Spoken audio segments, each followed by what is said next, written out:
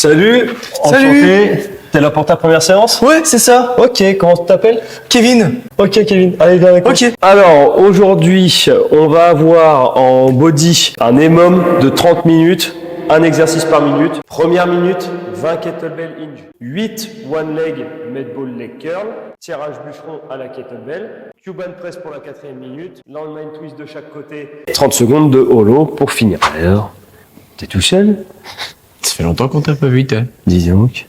Tu viens plus aux soirées, Doudou? Bah dis donc. T'as probablement déjà dû être dans cette position-là. Et justement, du coup, si tu regardes cette vidéo, c'est qu'il est déjà trop tard pour toi. Par contre, il est pas trop tard pour tes copains qui veulent se mettre au CrossFit. Et pour éviter qu'ils se retrouvent dans cette situation-là comme toi, regarde cette vidéo, on va tout t'expliquer maintenant. Et tu lui partages la vidéo.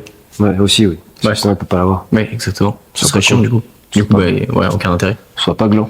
Ouais. Ou alors serre-toi-en. Allez, jingle.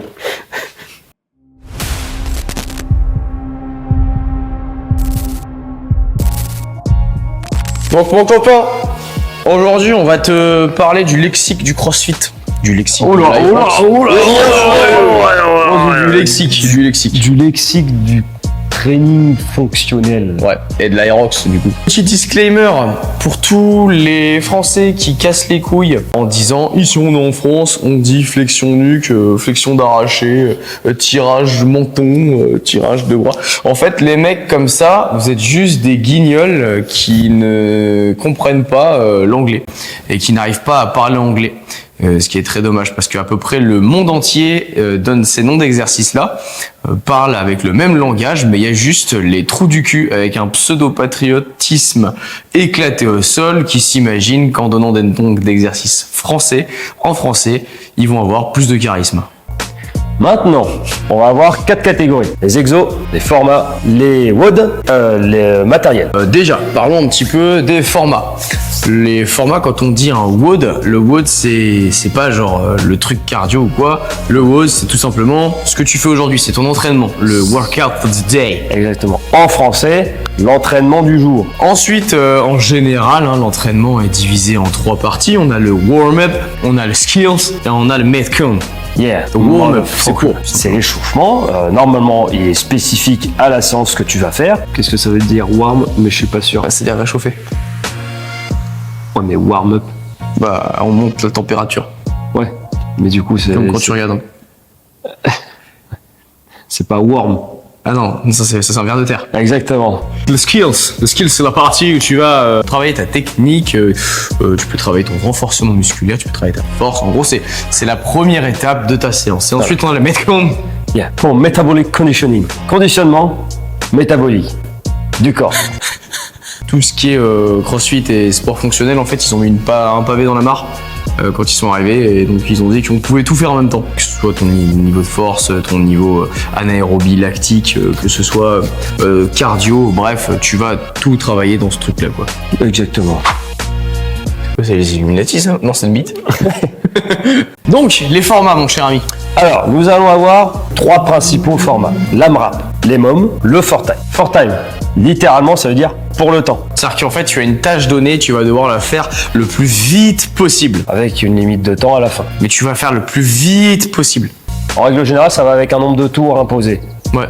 Voilà. Puisqu'il faut que tu finisses le plus vite possible. L'AMRAP, la seule personne qui ait déjà fini un AMRAP, c'est Chuck Norris. Parce que l'AMRAP a fatigué avant lui. Parce que l'AMRAP a fatigué avant lui. En gros, l'AMRAP, tu as un temps donné, il va falloir faire soit un maximum de répétitions, soit un maximum de tours dans ce temps donné.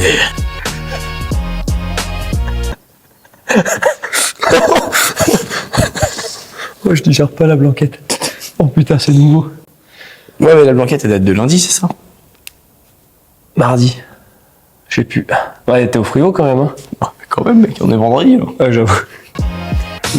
Ensuite, on va voir le travail des mômes. Every minute on the minute. On travaille dans une minute. Il peut y avoir plusieurs types de formats. On peut faire un nedemum par exemple, donc c'est un départ toutes les 2 minutes.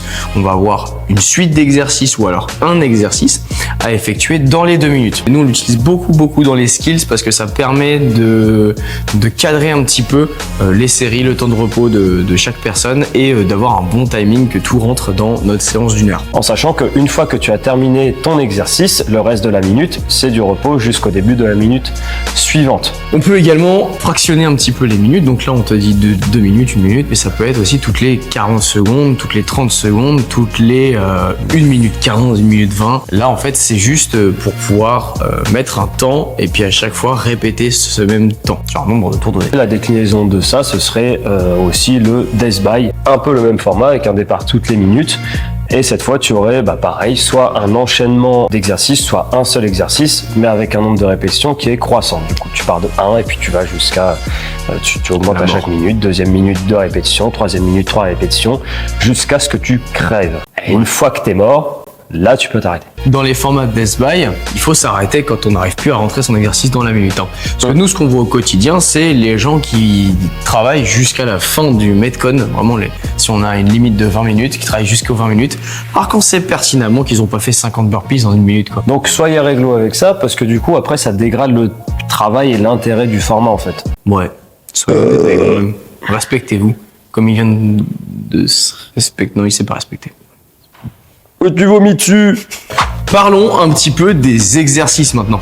Alors là, il y en a plein. Tu peux vraiment avoir tout un éventail d'exos quand tu arrives, que ce soit sur le skill, sur le metcon ou sur le warm-up. Et c'est souvent là que ton cerveau switch. Alors, ce qui est très cool quand on annonce les exercices en anglais, donc la langue internationale, rappelons-le, c'est très logique. En gros, c'est très simple. On va voir le type de mouvement, ensuite le matériel qu'on utilise dans le mouvement et ensuite la variante du mouvement. Par exemple, un snatch, c'est un arraché, donc c'est l'exercice complet. Barbell snatch, c'est un snatch à la barre. Un dumbbell snatch, c'est un snatch à la dumbbell, donc à l'haltère. Et ensuite, on va avoir les squats, snatch, voilà. Barbell, squat, snatch. Donc en gros, les exercices vont être autour de patterns. On va avoir le tirage horizontal, le tirage vertical, la poussée horizontale, la poussée verticale et la flexion de jambe. En fait, ouais, une fois qu'on a compris comment un ou deux exercices fonctionnent, ce qui est très cool, c'est que dans le fitness fonctionnel, en fait, tout est une notion de transfert. Donc dès que tu en as compris un, tu peux comprendre les autres. Exactement. Par exemple, pour le tirage, ça va être pull. Donc à chaque fois que vous allez... Donc, putain, un dinosaure. Alors oui, les oiseaux sont des dinosaures. Lorsque vous tombez sur un pull, étant donné que le pull, ça veut dire tirer. Vous savez que du coup que l'exercice va être un mouvement de tirage. Bim. Pareil pour les push-up. Mais qu'est-ce que tu fais là? J'ai mis mon push-up. Non mais t'es con, c'est pas ça. Ah ouais? Bah non. Va te changer là. Merde. Donc tout ce qui va être haltérophilie, que ce soit la kettlebell, à la dumbbell ou à la barre, on va en faire une vidéo à proprement parler. Du coup, les patterns push, pull, les squats et les hinge. Et comme on a dit tout à l'heure, une fois que tu comprends un mouvement, tu comprends comment faire tous les autres. Par exemple, pour le hinge, une fois que tu as compris comment on effectue un deadlift, tu sauras faire un swing, kettlebell hinge, kettlebell snatch, clean and jerk, American swing, un Russian swing, puis toutes ces variantes à une jambe ou deux jambes. Pour les push, push-up, pompe, push, press, on va voir le bench press. On va avoir le strict press. Donc ça, c'est les exercices un petit peu conventionnels. Mais on a d'autres exercices qui ont été tirés un petit peu des sports de force. Yep. Donc, un des exercices les plus connus, qu'on retrouve d'ailleurs à l'aérox, ça va être le farmer carry. Ouais, c'est lourd quand même à faire bien. Ya! Ya! Ya! Donc vous l'aurez compris, tout ce qui est carry, c'est transporter quelque chose. Différentes versions de porter quelque chose. On va vous demander soit en front track, en suitcase, Soit sur le dos, soit sur back le rack. dos, en overhead. Ensuite, on va avoir les exercices de gymnastique. Les exercices de gymnastique, en fait, c'est aussi simple que l'haltéro à comprendre. Une fois que tu as compris le principe à chest to bar, pull up, voilà, tu comprends facilement. Il y a juste à chaque fois le muscle up, c'est un peu plus compliqué. Mais si tu ne sais pas ce que c'est un muscle up, il y a de fortes chances que tu ne saches pas le faire. Donc te pose pas la question. Tout ce qui va être cardio, on va voir les ergos. Voilà. Donc ergo, grosso modo, on va avoir ski, rameur, vélo. c'est tout. Il y a juste le vélo, il va y avoir deux sortes, il va y avoir l'Asso Bike, c'est un gros truc avec des grosses pales, ou alors tu vas avoir le bike erg. Sur les ergos, on va avoir plusieurs formats de travail. On va avoir le mètre et le calorie. Grossièrement, c'est un peu la même chose, sauf que quand on est sur des mètres, on va être rarement sur du 3 mètres. On va plus être sur du 100, 200, 300, 1000, 1000, 10 000, 10 000, 10 000, 10 000, 30 000, 30 000. Des- Tandis que quand on est sur des calories, on va être sur du 2, 3, 4, 30. Ça sera 50, 100 calories, mais on n'ira pas sur du 1000. Le 1000, ça peut être long. À ne pas confondre avec les calories que vous dépensez. Si vous faites 100 calories au rameur, ce sont les 100 calories que le mouvement de mécanisme du rameur aura produit. C'est une unité de mesure d'énergie. Ça n'a rien à voir avec les 100 calories que vous auriez potentiellement dépensées, vous, pour produire cette énergie. Ensuite, on a aussi les watts, très intéressant, mais on s'en sert très rarement et il y a peu de chances que dans votre salle, vous serviez des watts. Pour rester dans le cardio, on a run, c'est course à pied, c'est très simple. Hein. Ensuite, on a la corde à sauter, c'est under, Voilà. parce que ça passe under the foot. Si c'est single under, ça veut dire que la corde passe une fois. Double under, la corde passe 2 fois. Triple under, la corde passe 3 fois. Tous les pieds. quadruple under. Ensuite, ils ont inventé des trucs de merde, genre le crossover. Crossover, c'est pas comme dans Marvel. Hein. Marvel, on voit Spider-Man, Andrew Garfield et puis Tobey Maguire en même temps là. Ouais, qui font des trucs avec leur toile. Ouais. Mais ouais, dans le crossover, dans le crossfit, ils se sont juste dit on va faire cross et yes. Bon, maintenant tu sais que tu vas faire quelques WOD dans ta salle de crossfit, mais des fois tu vas tomber sur des WOD qui sont entre guillemets. Et qui portent souvent le nom de personnes féminines ou masculines. Tout ça, c'est ce qu'on appelle les WOD benchmark. Le but, en gros, d'un benchmark, ça va être d'évaluer ton niveau de fitness à un instant T. Autant tu peux avoir des trucs très cons, comme faire pas qu'un seul exercice. Dans le monde du fitness, on connaît les 1RM, les répétitions max, ton temps aux 500 mètres rameur, ton allure sur 10 km, bref, tout ça. Mais dans tout ce qui est un petit peu fonctionnel, évaluer son niveau de fitness, on sait pas le faire. C'est pour ça qu'on a les WOD benchmark. On a les benchmarks féminins et les benchmarks masculins. Les benchmarks masculins, c'est les WOD héros. Les WOD héros, en gros, c'est pour rendre hommage à des gens qui sont décédés en mission en général, ou alors des mecs qui se sont noyés en compétition de CrossFit Games. Ça n'arrive pas qu'aux autres. Bien sacher nager, c'est primordial. Et bien savoir s'entourager. C'est permanent, comme la coupe de cheveux. J'allais la faire.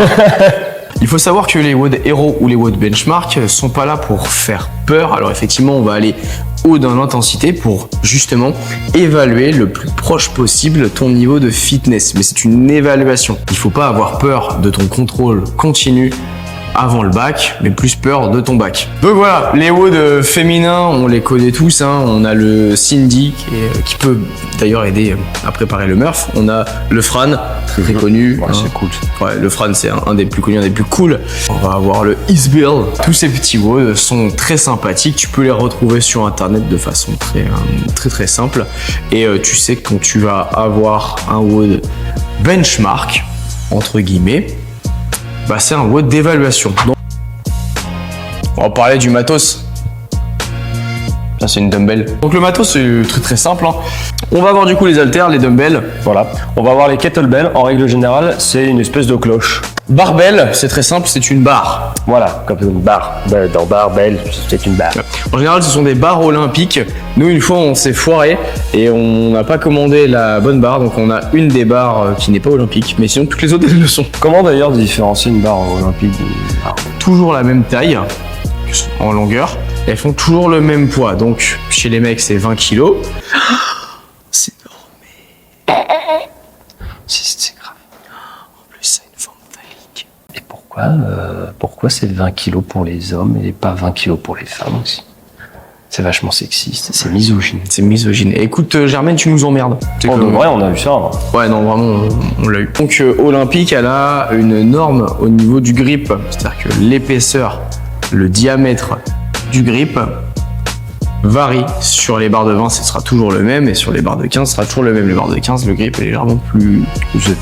Plus fin. Et ça, on le remarque, tu peux te dire, ouais, c'est genre 3 mm de différence, mais on a une vraie différence. Et en règle générale, quand une barre n'est pas olympique, alors que tu as touché des barres olympiques avant, tu le sens. D'accord, c'est qu'au niveau du diamètre, c'est pas pareil, et au niveau des roulements aussi, c'est pas du tout pareil. Tu sens que la barre est un peu plus rigide, qu'elle est beaucoup moins faite pour du coup faire des mouvements de crossfit ou d'haltéro. Ensuite, qu'est-ce qu'on met au bout des barres? On met des disques. On appelle ça des plates. Et après, voilà, toutes les autres variantes, tous les autres matos, genre les logs, Les yokes, pas les wok, et pas non plus les wok. Ça, c'est dans les Chinois. Exactement. Enfin, c'est avec les Chinois, c'est pas dans les Chinois. Dans les Chinois, il y a des organes. Oui. Et c'est dégueulasse d'ailleurs. Ah, c'est dégueulasse. Ouais. Après, il y en a qui se vendent bien. Enfin, pas les Chinois, les organes. Donc voilà, on va pas épiloguer sur tout le matos qu'on peut retrouver dans la salle de CrossFit, surtout que en fait chaque salle est indépendante et chaque salle va pouvoir mettre le matos qu'il veut chez lui. Donc ça va dépendre de l'envie des coachs ou alors des owners et aussi des moyens, forcément, moyens financiers. C'est tout pour cette vidéo, ouais. Si on t'a aidé, eh ben, on est super content. Partage ça à ton copain qui va essayer sa première séance de CrossFit demain ou aujourd'hui, histoire qu'il n'y arrive pas comme un touriste et que nous, on gagne du temps sur nos briefs. On a remarqué que le nombre de followers augmente, donc ça c'est super cool. Merci à vous. Voilà, merci à vous. Mais par contre, il y a toujours ce petit pourcentage là. De baltringue. On est toujours à 56% là de personnes qui matent le contenu et qui s'abonnent pas. Et dans ces câlins, toutes ces baltringues. Dans ces câlins, on fait des câlins à ces baltringues, d'accord. Non, qu'est-ce qu'on fait? On leur met des dumbbells dans la bouche et des worms dans le cul. Si vous avez de la chance, on n'en a pas ici, donc on va devoir en acheter. Ouais. Bon, allez, sur ce, des bisous.